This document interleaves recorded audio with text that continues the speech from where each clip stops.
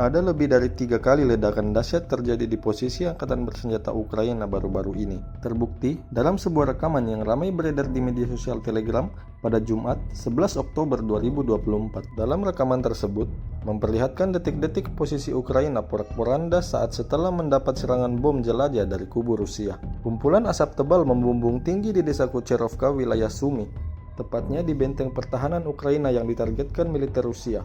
Melihat konsekuensi dari serangan Rusia, pasukan Moskow meyakini tak ada satupun yang selamat dari kubu Kiev di arah ini. Angkatan bersenjata Ukraina juga diklaim dapat kerugian besar pasca insiden ini.